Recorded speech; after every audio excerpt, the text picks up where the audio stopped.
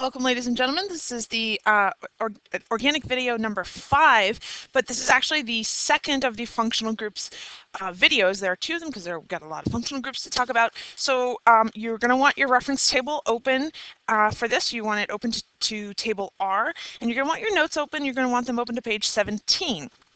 So in this video, I'm going to be talking about the last 2 functional groups that deal with oxygen specifically, and looking at their what the functional groups are and their properties, etc. We're not going to really talk about amines and amides, which are the functional groups that deal with nitrogen, because I assume that you can read your reference table well enough to work out what an amine is versus what an amide is. So organic acids, aka carboxylic acids. The last 2 functional groups that we're dealing with are different than the other ones in that they actually have 2 oxygens in them rather than just 1. All the other functional groups we've seen outside of the halocarbons have only 1 oxygen, but these last 2 actually have 2.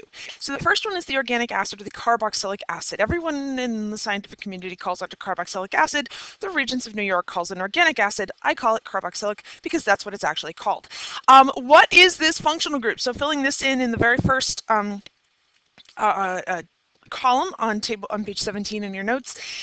This functional group is a carbon that's double bonded to an oxygen, but that has to be next to a single bonded oxygen with an H next to it. So essentially, this general formula right here, it's a C double bond O that's next to a single bond OH. That is what an organic acid is.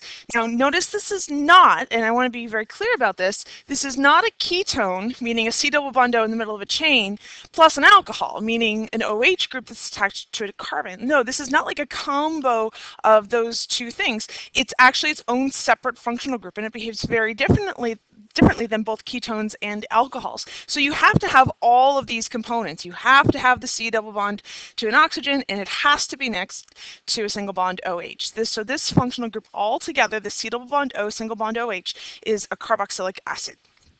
The way this is named is we take the prefix for the number of carbons that we have total in the chain that involves the carboxylic acid, and then we use the ending oic acid.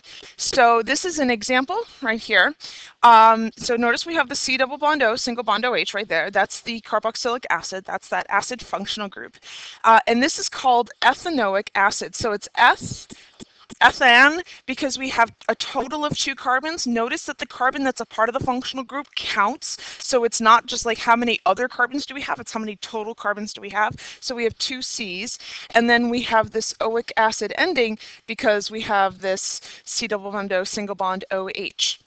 Now there's no number in the name for an acid because we know that the C double bond O, single bond O, a single bond OH has to be on the end of the carbon chain. There's no other place to put it because this portion right here will always terminate the carbon chain. So there's only one possible location. Properties. Now, we actually have quite a lot because these are acids. Carboxylic acids are acids. So everything that we know acids do, carboxylic acids do as well. So for example, they have a pH below 7, they turn litmus paper red, they can neutralize a base, they react with metals, they're conductive, they are electrolytes, they taste sour, they're corrosive. Everything that we're pulling back from that acid and base unit, which we just wrapped up prior to organic, is absolutely true of carboxylic acids. So they're just a slightly different type of acid. Name it, draw it for carboxylic acids. So you want to sketch these in the appropriate boxes on page 17 in your notes. So the one on the name it one. I know I have an acid because of this component right here, right? That's what makes it the acid, the C double bond O, single bond OH. So I'm going to end it in oic acid. We see the example in table R is propanoic acid. So we have that oic acid ending. But I have to figure out how many, what prefix I'm going to use first. So I got to count up my number of carbons. Now it's the total number of carbons, right? Total number of carbons in the chain. So I got, let's see, 1, 2, 3, 4, 5, 6, 7. I have 7 carbons. So the prefix for that is hept. But when we use functional groups, we kind of add in that AN ending. So that I'm going to use that heptan prefix. And then this is my acid, so I know it's ending in oic acid. So this compound right here is heptanoic acid, heptanoic acid. And then if I wanted to draw an acid, right over here I got butanoic acid. Well, obviously I know it's the acid because of the suffixes that it's using.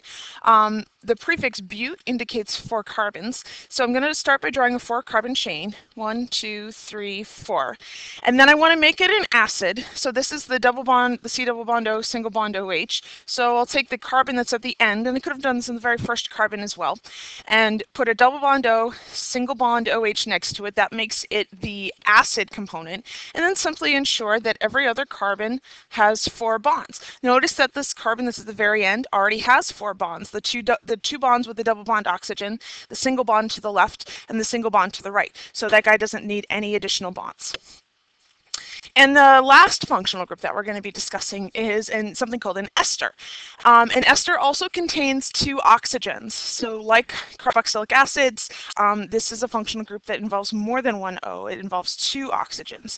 And this particular functional group, what is it? This functional group, so in the same box where it says ester, you're going to write that it's a C double bond O next to a single bond O that's then bonded to a carbon. So the general formula is this sucker right here. So we have a C double bond O, so that's where that is, the C double bond O, that's next to a single bonded O, that's then next to another carbon. So this R right here has to be more carbon. So instead of the carboxylic acid, where it's a C double bond O next to a single bond OH, now I have a C double bond O that's next to a single bond OC, more carbons. Instead of being a hydrogen, it has to be more carbons. Properties, I am going to go to the example with naming, but the naming of esters is a little bit tricky, so we need a little bit more space. So I want you to go to the properties column and fill that in first. Properties of esters. Esters are actually found and used an incredible amount in society. They are used in perfumes, and they are used in artificial flavoring because esters have incredibly nice aromas. Peppermint, floral, fruity. These are all actually esters, sort of things that smell nice. These are esters. So we use them, different ester combinations in perfumes.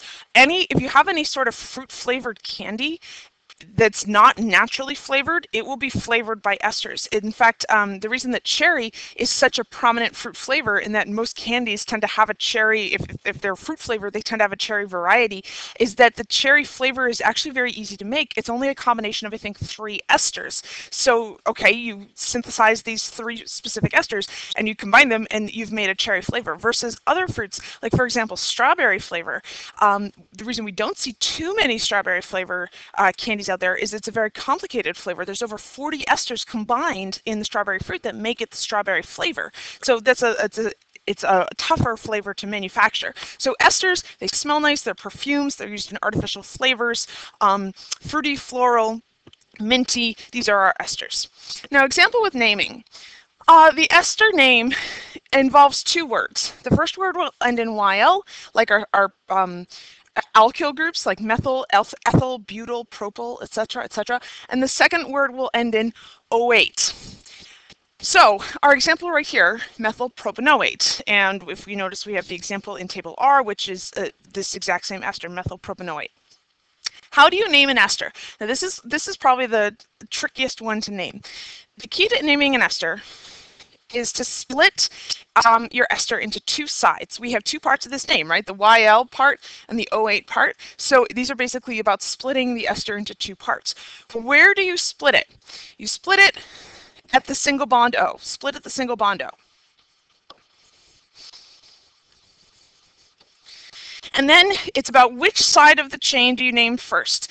I am not going to tell you name the left side first, you name the right side first, because I could flip this entire structure around. Like I don't have to draw the double bond O first, I could draw the single bond O first from left to right. So the way that we name it, the first part of the name will be the carbon group that is next to the single bond O.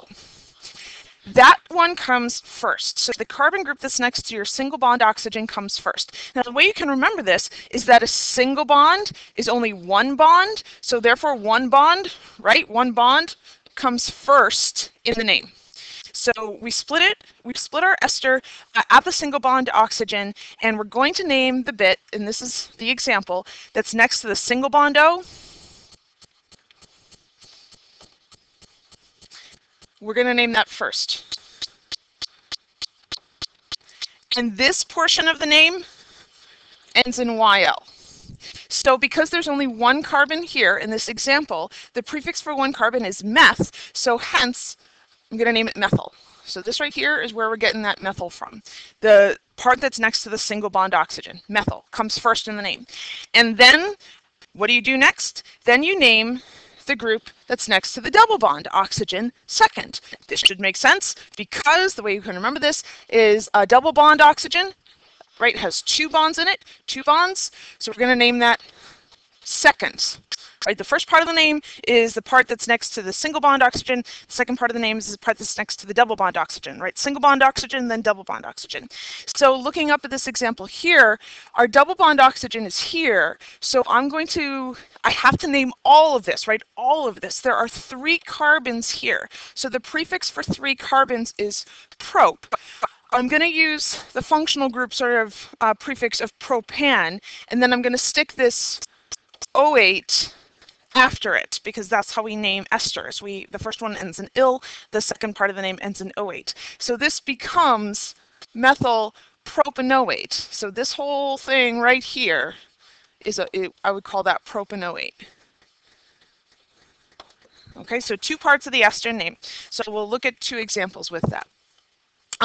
So name it and draw it. Again, we want to copy these into our notes. So name it and draw it. Name it first. Well, I know it's an ester because of this right here. I have a C double bond O that is next to a single bond O that is then next to more carbons. I want to name it. So how am I going to do that? I'm going to split it at the single bond oxygen. That's going to be my sort of dividing line. And I'm going to name the portion that's next to the single bond oxygen, which is this bit, first. And then I'm going to name the portion that's next to the double bond oxygen, which is here, second. Right? Single bond oxygen bit gets named first. A double bond oxygen bit gets named second.